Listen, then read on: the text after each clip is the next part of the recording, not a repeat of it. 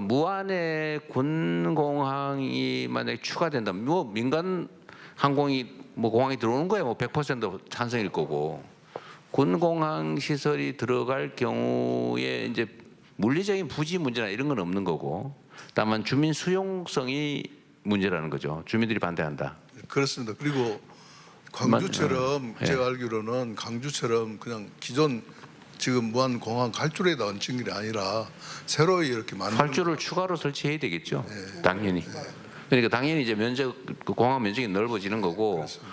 어쨌든 공항에 따른 이제 소음 피해라든지 뭐 등등 수용 당하는 사람들 입장이라든지 이런 주민들 직접 피해 입거나 간접 피해를 입는 사람들은 당연히 반대를 하겠죠. 그렇습니다. 지금 그거는- 주민 수용성이 문제입니다. 네, 그래서 그다음에 그 대신에 무안 군민 전체로서야 직접 간접 소음 피해 뭐 이런 피해 입지 않는 나머지 무안 군민들은 뭐 좋은 일이죠. 이제 찬반이 갈릴 수는 근데 왜 있는데요. 반대하죠? 근데 제가 궁금한 게 해당 지역에 예를 들면 직접 소음 피해를 겪는다든지 네. 또는 뭐 토지가 수용당한다든지 아니면 공항이 생기면 이제 뭐 고도 제한이니 뭐 이런 각종 규제가 생기니까 그 직접적인 피해를 입는 반경이 좀 커지잖아요. 꼭 수용이 안 되더라도 뭐 그 안에 있는 사람들이 반대하는 건 내가 이해를 하겠는데 그건 당연히 반대하겠죠. 그 외에 예를 들면 원거리에 있는 무안 군민들이 왜 반대하죠? 그게 거의 다 포함이 됩니다. 소음거리에. 무안이 그렇게 조만해요? 예, 그렇습니다. 그럴 것 같지 않은데 그렇습니다. 지도 보고 하면 그거 봐야겠는데. 그렇지 않습니다. 이게 이제 사실은 이제 불신일 수도 있고 그죠. 근데 피해 반경 문제도 제가 보기엔 공항 활주로로부터 최대 길어도 10km 이내 아닌가요? 무안은 그보다 훨씬 더 클 것 같은데 10km 더 넘습니다. 사실 피해 반경이? 그 소음 부분이요.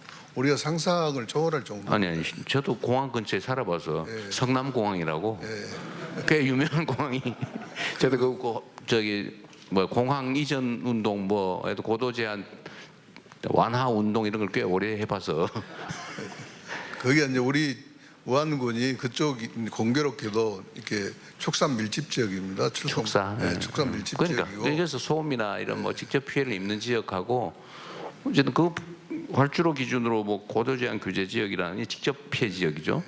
또는 그 소음이나 이런 거 그게 뭐 20km, 30km까지 가지는 않는 것 같은데 그거는 객관적으로 한번 좀 해보고 어쨌든 이런 직접적인 피해를 입지 않는 무안 군민들 입장에서 또는 군 입장에서 본다면 해당 지역 직접 피해, 간접 피해자들 뺀 나머지 주민들의 입장, 군의 입장, 많이 기업들 많이 들어오고 관련 군이 들어오면 어쨌든 뭐 밥이라도 한 끼 더 사 먹을 거고 세금이라도 한 푼 더 거칠 거고 여하튼 군에는 도움 되는 거잖아요, 그죠? 시끄럽다 군은 군용기는 그거 아닙니까? 그렇습니다. 어차피 뭐 공항 소음이 아니고 이게 비행 그 제한 각종 고도 제한 이 문제는 기존 공항으로 이미 규제되고 있는 거잖아요. 비행기가 뜨고 내리는 지금 방향은 바닷가입니다. 아니 그러니까 어쨌든 간에 기존에 이미 민간 공항으로 인한 규제는 다 있는데 이게 민간 항공기보다 군용 항공기가 시끄럽잖아요. 그러니까 군용 항공기는 안 되고 민간 항공기만 들어와라고 하는 거지 사실은. 그렇습니다. 그러니까 근데 그래서 결론은 이 소음 문제 말고 고도 제한으로 인한 재산상 피해 문제는 이미 민간 공항으로 다 설정돼 있는 거잖아요. 네. 그러니까 군 공항에 들어온 걸로 인한 추가 피해라고 하는 거는 소음이지. 네. 그럼 소음 피해가 기존 피해 지역보다 더 넓으냐 좁으냐는 그건 객관적으로 검증해 보면 될 일인데 제가 보기엔 소음 피해는 기존 피해 지역을 벗어날 것 같지는 않은데. 근데 저희가 이제 그 반대를 꼭 그건 한번 알아보시죠 나중에. 합리하려고 하는 게 아니라 주변이 그렇습니다. 지금 목포대학교 총장님도 계시는데요. 아 그래요? 전문가세요? 바로 이렇게 그 목포대학교가 있고 또 초당대학교가 있고 또 폴리테크 대학이 있고 대학교만 해도 학교들도? 이제 세 군데고 또 고등학교도 또 모항고등학교, 백제고등학교 이렇게 각 학교가 또 많습니다. 학교가 소음 피해를 직접 입습니까? 예, 그렇습니다. 여기 어디 총장님 계시다고요? 그 얘기 잠깐 들어볼까요 그러면? 어쨌든 뭐 직접 이해관계자시니까. 우리는 죽어도 안 되겠다. 학생들 동원해서 데모해야 되겠다 그런 건지. 네, 국민목포대학교 총장 송하철입니다.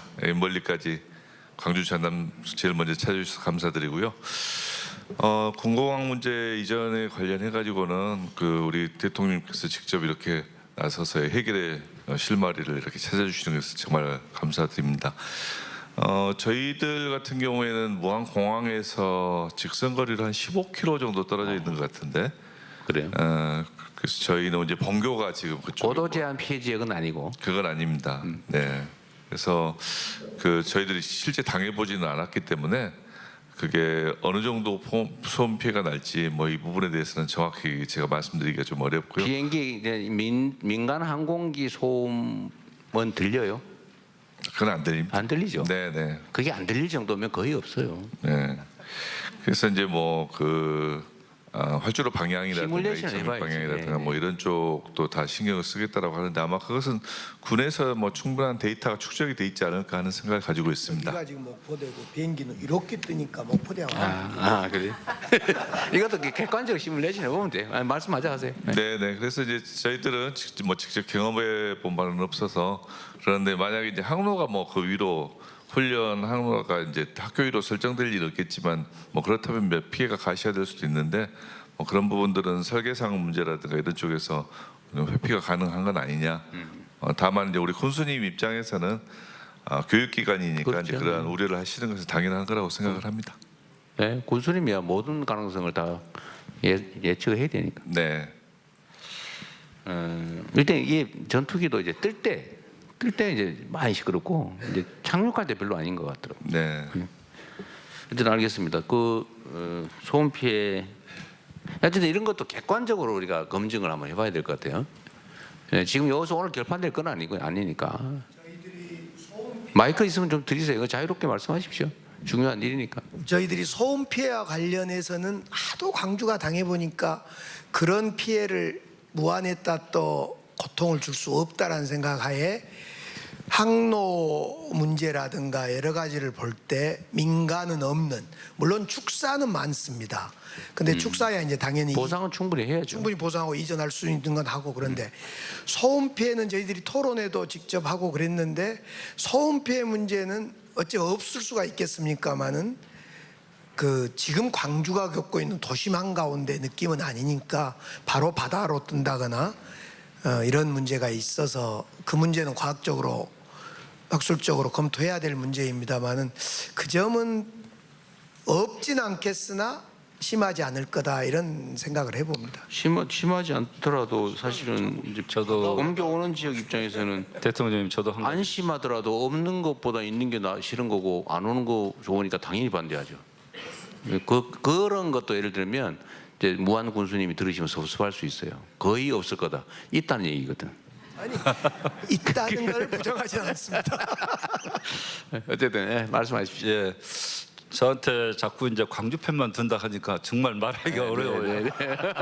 저는 객관적으로 말을 하는데 광주 편만 든다. 객관적이지 않아요. 당사자예요. 그런데 예를 들면은 광주 이제 시에 있는 위치하고 비교해 보면은 무안읍은 8km거든요. 8km 떨어져 있는데 광주로 말하면 진월동 송도의 소음이 피해다 이렇게 나와 있고, 청계변은 10km. 그러면은 아까 대학교 송화철 총장님 거기 청계는 남평읍 정도에 떨어져 있는 거리. 그래서 광주 분들한테 이해를 구하기. 남평읍. 네, 그래서 소음 피해가 사실은 그렇게 크지는 않습니다. 그런데 문제는 여기 남평읍 주민 있어요?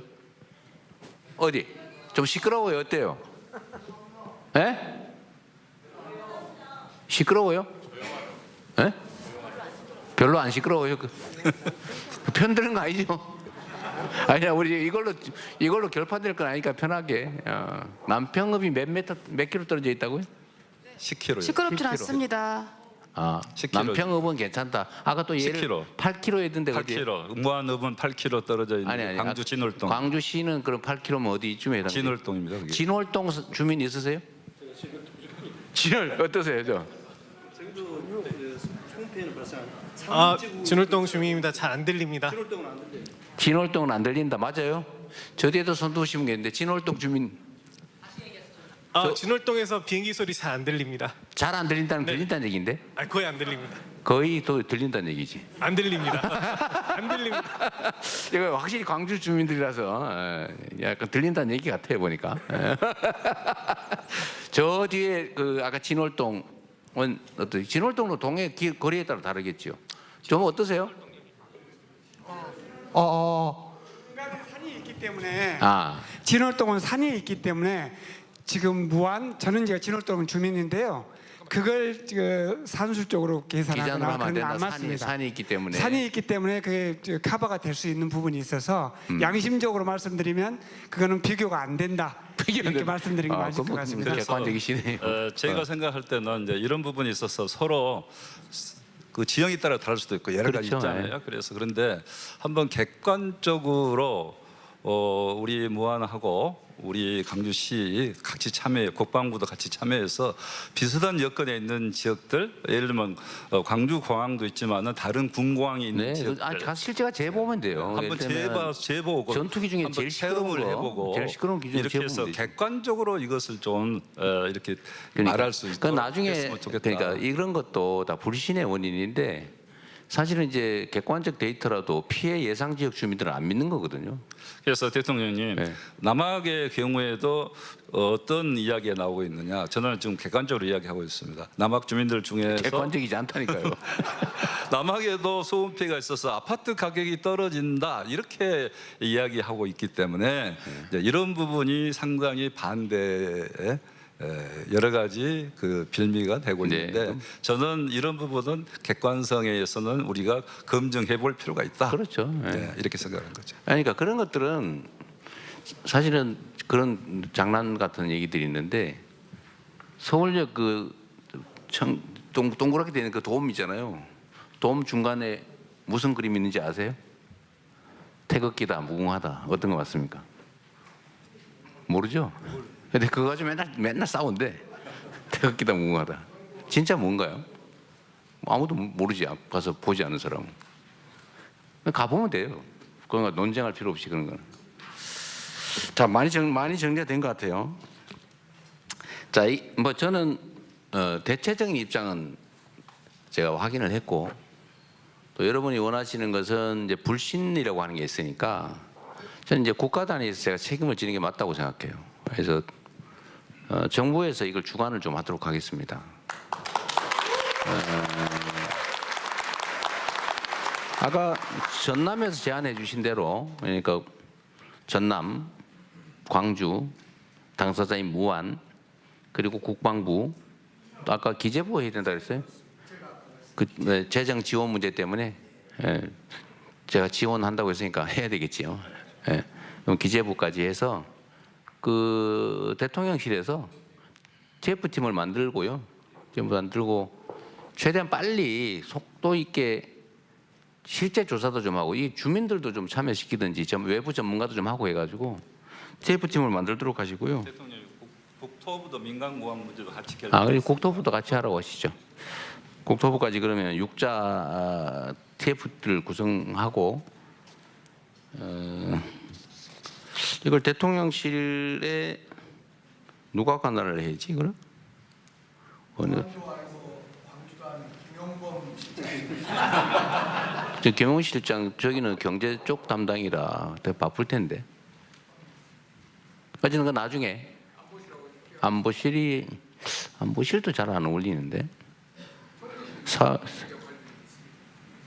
어쨌든 그 나중에 논의해서 가장 효율적이고 빠른 집행력을 갖도록 하도록 하고 TF팀을 만들고 정부에서 여튼 쟁점은 대충 나온 거예요. 이 피해가 어느 정도냐, 어느 지역 지역에 피해를 입냐, 그리고 광주가 지원하겠다고 하는데 제가 보기엔 1조 원은 사실은 안 남을 것 같은데 보니까 그러니까 자꾸 안 믿는 거예요. 내가 보니까. 그러니까 무안에 실현 가능한 지원, 광주의 지원 방안. 그리고 사실 전남도 입장에서도요. 무안에 해당 지역은 피해를 입지만 전남 입장에서는 중요한 국가 시설을 유치하는 효과가 있잖아요. 전남도 조금 책임지세요. 예, 대통령님 말씀대로 전남도 예를 들면은 무한의 어떤 국가적 사업을 시행할 때는 항상 지방비 부담이 그러니까. 따르잖아요. 그 지방비 조금. 부담은 도 부담이지 강주시 부담이 아니거든요. 예. 예, 우리가 부담합니다. 예, 조금 예. 아니 무한군을 위무하기 위한. 예, 그 뭐 문제 해결이 된다 하면은 과감히 저도 네. 부담하겠습니다. 그러니까 광전남도 하고 정부도 어쨌든 제가 이 재정 지원이 가능하게 하는 법은 제가 만든 거예요. 제가 이게 대구 공항 문제도 있고 이게 도저히 해결이 안 될 것 같아서 정부가 지원을 좀 해야 좀 가능성이 열리겠더라고요. 그래서 제가 지시해서 만든 입법인데 어쨌든 정부가 재정 부담을 일부 하는 것도 넣어서 그걸 하고요. 그다음 담보 방법을 잘 만들어야 될 것 같아요. 이게 못 믿거든요. 그래서 정부 당국자 입장이 바뀌면 또 제가 또 마음이 변할지도 모르잖아요. 이제 이렇게 하면 안 되니까 SPC 구성할 때 그 우선 처분 이익 취득권을 무한군이 갖는 걸로 이렇게 하면 되죠. 원래 그렇게 하는 거예요. 이걸 제가 SPC 전문이잖아요. 대장동. 난 뭘 해먹는 전문이 아니고. 예? 그래서 거기는 처분 권한을 그쪽이 우선권을 갖는 걸로 뭐 이런 식으로 설계하면 돼요. 그렇게 하고 최대한 속도를 좀 내서 시행하는 걸로 그렇게 합시다. 일단 요거까지 오늘 요 문제는 요렇게까지 정리하고 넘어가죠. 네.